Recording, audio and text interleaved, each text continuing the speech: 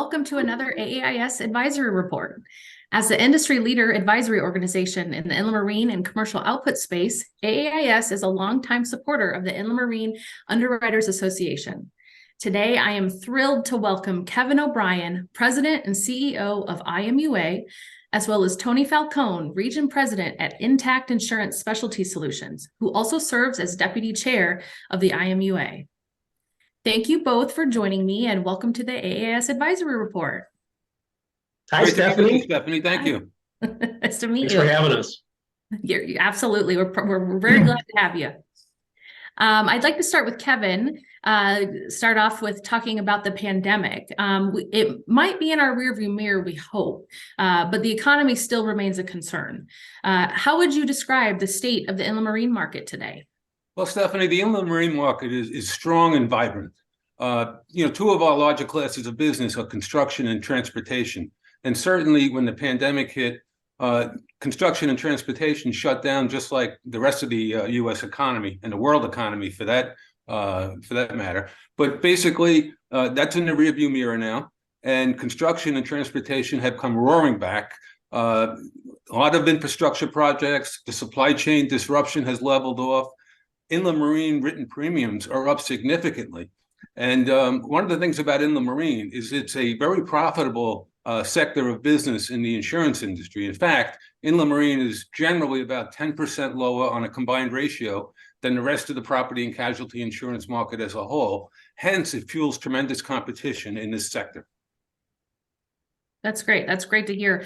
There's been a lot of after effect of the pandemic, especially with supply chain, but it's great to hear that inland marine is really on the up and coming again and booming. So it's great. Yep. Tony, from an underwriting perspective, what are the biggest issues arising due to the economy? Well, there are some, and Kevin mentioned that yes, certainly inland marine has been very resilient, and inland marine companies have certainly posted profits and have grown. But there are issues related to the economy that are affecting us. One of the things that immediately comes to mind, obviously, is inflation. Now, when you bring that home to an underwriter sitting at their desk underwriting an account, that means basically that claim costs, the same claim today, could be 20 or 25% more expensive than it was a year or 2 years ago. And that certainly undermines profitability. And honestly, it's one of the reasons why carriers have such a laser focus right now on insurance to value, not just with buildings, but also with contractors' equipment. We talk all the time about it's no longer feasible for a producer to come to you on a renewal and say, please renew per expiring, or please use last year's schedule or the schedule you have on file from 2 years ago. That's just not feasible because of inflation. So we kind of fight that battle every single day in terms of insurance to value. Another thing certainly that's really, really important right now is inflation. And interest rates. We write a lot of construction business in this industry. I can speak for myself. Of course, the construction builders risk projects account for, over 70% of our new business. That flow has really not been affected yet. And like Kevin said, construction has come roaring back. But we talk to some of our bigger general contractors and they tell us, hey, we've got some backlog. We've got projects on the docket for, late 23, early 24. We're not sure if those are actually going to take off and start because of interest rates. So that's something that we're certainly keenly aware of. Last thing that I would say here is I think of small fleets. So shifting over to kind of logistics and trucking. We write a significant amount of cargo. Obviously, it's a big slice of the inland marine industry. About 90% of fleets out there are 6 power units or less. The economy has really crunched that segment. And when you're that size, you're already working on razor thin margins. So what do? You cut your maintenance spend. Well, that's not good. Maybe you hire inexperienced drivers because they're cheaper. That's not great for us. or you go out of business, right? You can't make ends meet because of the economy. You raise within margin. So these are things, inflation, interest rates, effects on small fleets that certainly we think about all the time. Yeah, thanks for the insight. That's I think those are all very relevant and important to know about. Tony, are there any trends in construction and manufacturing that are likely to affect inland marine underwriting in the near future? I think so. And I was a little bit doom and gloom here a minute ago, but let me just, kind of take a positive look at this. I think there's a couple of things going on in construction. There's a lot going on in construction, but when it comes to trends, I'll highlight a couple. One of the things is sustainability. The thing that comes immediately to mind there is engineered timber, right? And we've heard a lot about cross-laminated timber, CLT, or glue laminated beams, glue lam for short. But basically, this is taking scrap bits of wood, sawdust, binding them together using adhesives, and now you've got a building product. It's sustainable. I think it's exciting. Now the issue for the inland marine industry is we don't have 100 years of data to look back on with engineered timber, for example. So I think underwriters are faced with this issue. Is engineered timber, is it better than traditional wood frame construction? Probably. How much better? I don't know. And what's the loss history? Well, we don't have that much to look at yet. And so those are some things that we think about. But there are other recycled materials used in the building industry. Fly ash, for example. It's a byproduct of coal combustion. It's binded with cement, and now you've got a foundational building block. I mean, that's interesting.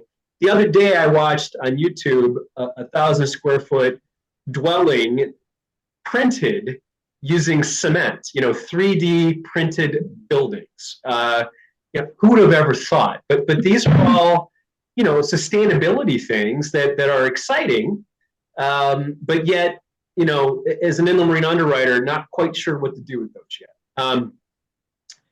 Technology, I mentioned 3D printed buildings, but now you've got, robotics, doing very mundane tasks on a job site like laying bricks. You've got, self-driving construction vehicles. Again, exciting things. How do we react to those as an industry? And, from a manufacturing perspective, and it certainly applies to construction as well, you've got more modularization and prefabrication. So instead of building a hotel completely on site, you've got a manufacturing facility where you build the room at the manufacturing facility, and then you transport it to the job site and bolt it together, oversimplification, but like a bunch of big Legos. We've always included things in our builder's risk policy like, goods in transit and temporary storage locations, but now we've got to think of these things differently. Now we've got something being manufactured at a manufacturing facility that certainly is covered by our builder's risk policy. We've got a modular, hotel room in transit now to the job site. It adds some complexity. Now there are advantages, certainly. You've got a controlled environment to build that room. There's some consistency in how it's manufactured, so there's pros and cons, and lots for people like me to think about it. So. Great. That's really interesting. That's really interesting to hear. Kevin, I'd like to come back to you and ask you about the federal government and the huge bill that they passed for the investment infrastructure. How is that investment being implemented, and what does it mean to the industry? So the U.S. infrastructure bill has been huge for the inland marine industry. As I mentioned earlier, two of our major classes of business, construction and transportation, they're at the heart of the infrastructure bill. The federal investments have certainly moved the needle, and local and state governments are following behind with investments to solve the problems with construction and transportation that are needed throughout the country. So there are major projects moving all across the country, bridges, highway, rail improvements, transit, and energy, all very basic to inland marine and will help inland marine grow for years to come. In fact, so that bill has $1.2 $1.2 trillion over 10 years. So we've kind of just entered that phase, and it's going to go on for years. So we talk about the construction and transportation projects. What an opportunity for inland marine. We need builder's risk insurance on all of these construction projects, and we need more contractors' equipment to finish them off. So it's just a tremendous boon for the industry.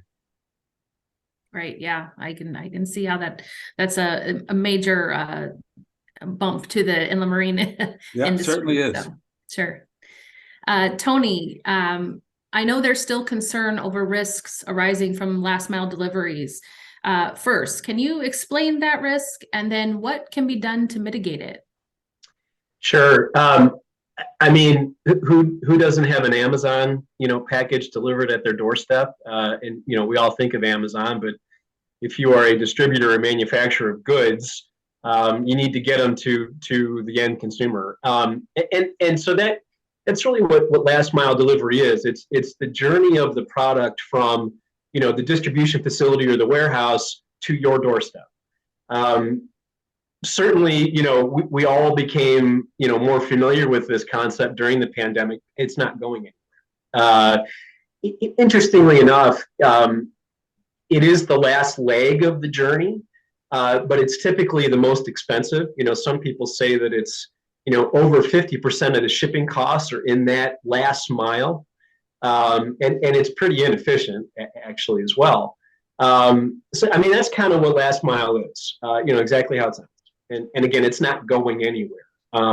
We all expect our goods delivered, same day, next day at our doorstep. For cargo insurers, the key concerns are damage and theft of product. We are insuring those goods for the journey, including that last mile, damage and theft, because you've got things like irregular routes. You've got this expectation of fast delivery. If I go to Amazon and put it in my cart and buy it, I can have it, that afternoon at my doorstep, which still amazes me. Sometimes you're talking about very urban settings. And then, at times you're talking about people actually doing the last mile delivery who maybe are not overly experienced with it. Gig economy drivers potentially, completing that last mile. So damage and theft are concerns for those reasons. Now, how do you mitigate those concerns? Many do it with the use of policy terms. We talk about things like employee theft exclusions in our policies, larger deductibles, potentially sublimits for higher hazard commodities like electronics, or maybe exclusions for higher hazard commodities. We have things called unattended vehicle exclusions. If you're not actually in the vehicle or immediately near it, and there's a theft, we're not going to cover it. And then from an underwriting perspective, you can certainly pass completely on new ventures, because a lot of these last mile delivery companies, they're not tenured, they're new. Now you're probably walking away from a segment of business and the potential for premium, but maybe that's an option as well. I think that, sort of like I talked about with sustainability and some of these new technologies that are available in construction manufacturing, we have to find a way to adapt as an industry and decide how we're going to handle this, because last mile, it's not going away. It's only going to become more prevalent. Absolutely. I completely agree with that. Yeah. Thank you. I'd like to ask both of you this next one. New technologies and automations continue to change the outlook of the cargo industry. How do you think this will affect insurance coverage? Well, certainly the cargo industry is seen dramatic increases, as Tony was just mentioning, with this last mile delivery and delivery to consumers' front door. It's amazing how much it's gone up. And the trucking industry, however, is facing big challenges. There's tremendous demand for truckload, both less than a full load and contract delivery. And also, in the midst of all of this increased demand, the trucking industry is facing a dramatic decrease in a need for drivers.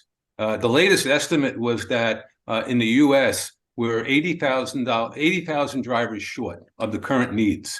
And this is not just a problem for the U.S., it's a global industry problem for trucking. And it's going to take some work to get that to where it needs to be to fulfill the demand. One of the things that is on the horizon, hopefully, is the driverless vehicles.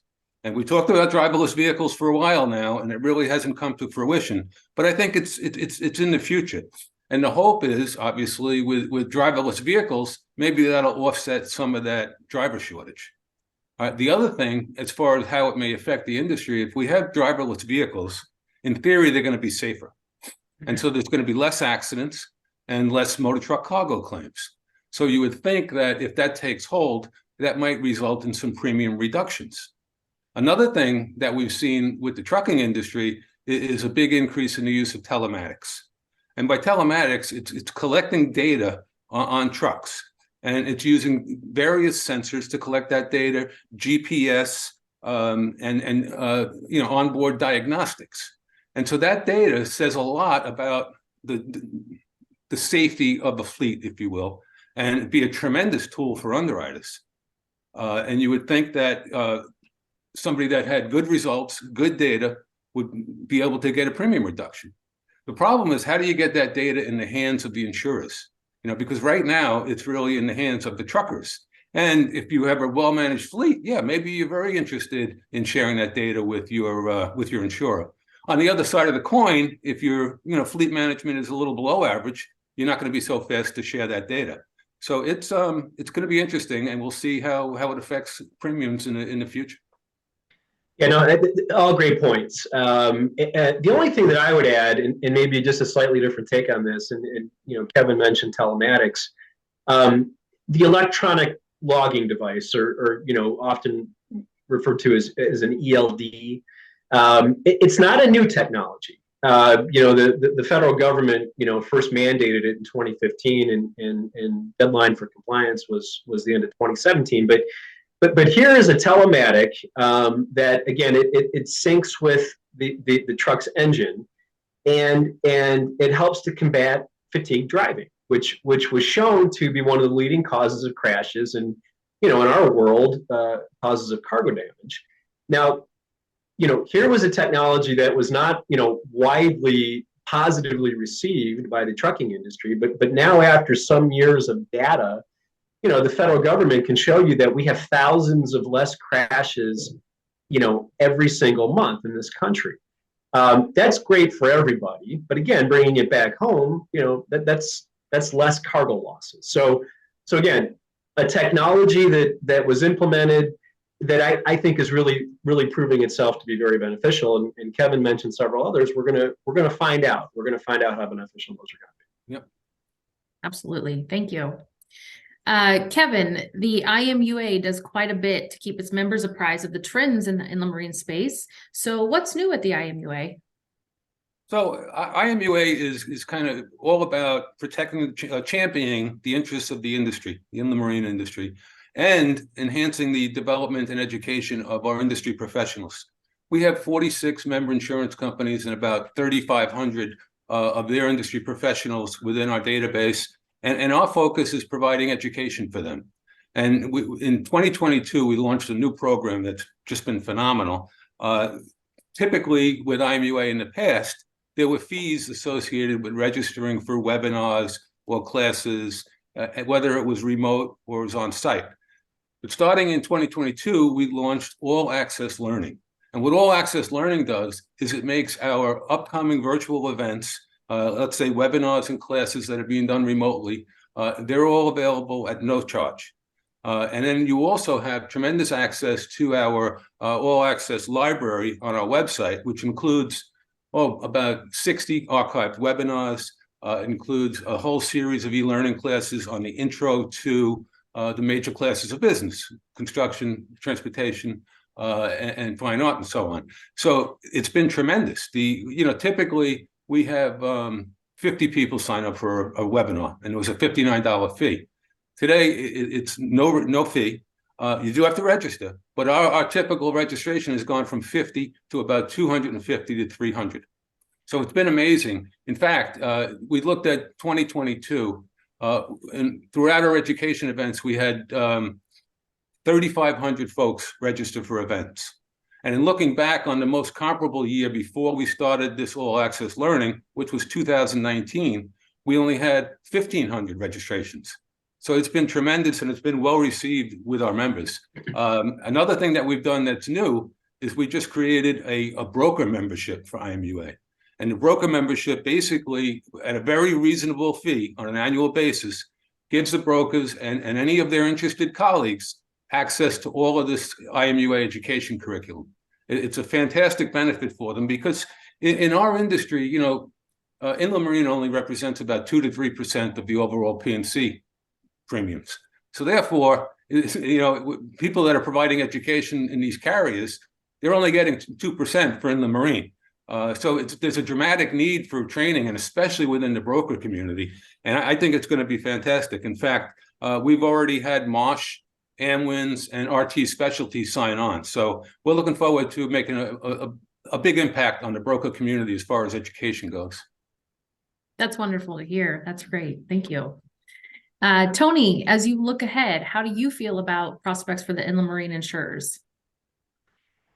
I feel great. And I'm not just saying that because we're all sitting here talking about inland marine insurance. No, I really do feel very good about things.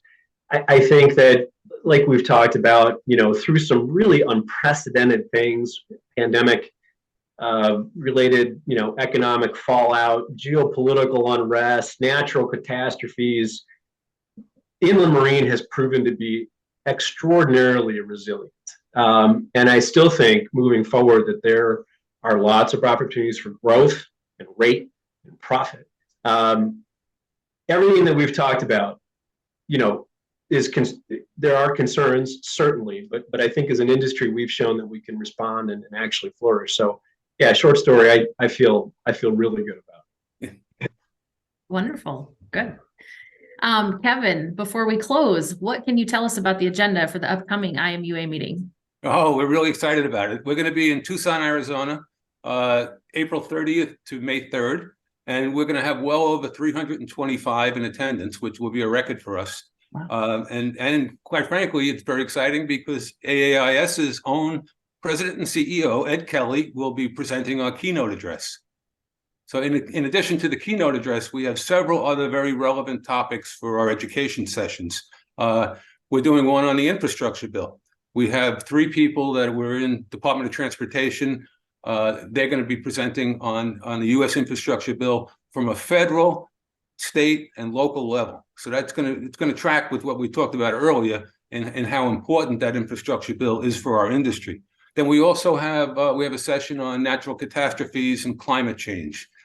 We have another session on that rising presence of something that Tony mentioned before, the forest laminate timber or mass timber construction. That's taken off, and we have a great session on that. So we're looking forward to it. It's going to be a great program, and look forward to seeing Ed again. Yeah, that sounds like a really great agenda. We're all looking forward to being there. So very excited for that. Tony and Kevin, thanks you both for that update. Really appreciate it. It was very insightful. So really thank you for being here and providing your opinions on everything and your outlook and your expertise. So thank you, Stephanie. We appreciate the opportunity. Yeah, thanks so much for having us. Anytime. Absolutely. If you'd like more information about the inland marine market, make sure to look us up at the annual IMUA meeting or visit us on the AAIS website. Until next time, this is Stephanie Vasey.